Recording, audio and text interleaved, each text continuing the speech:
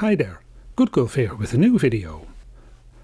As part of the series on how to create a survival game, this episode covers how the build system interacts with the custom A Pathfinding I showed in the last video.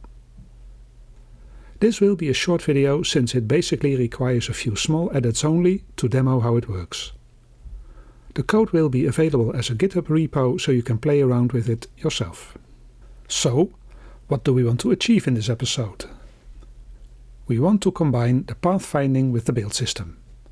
So, if a player places a new building on the terrain, it influences the pathfinding by turning the nodes the building sits on from walkable to non-walkable.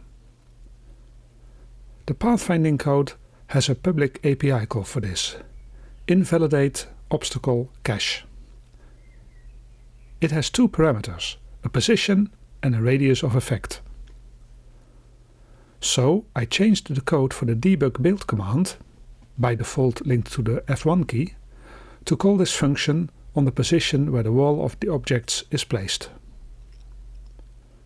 When testing, I found a bug in the code since our agents still walked through the wall.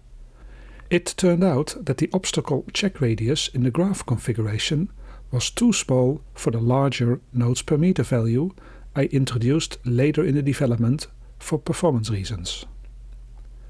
This value should be about 1 divided by 2 times the nodes per meter. I changed the code to make this automatic unless you override it.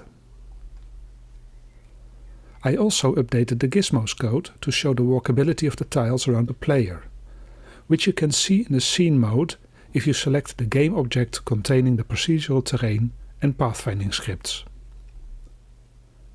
As you can see in the demo, the setup now works. When the wall is created, the nodes it sits upon are now non-walkable. Okay, that's it for this work in progress video. Next up is adding fishnet networking support.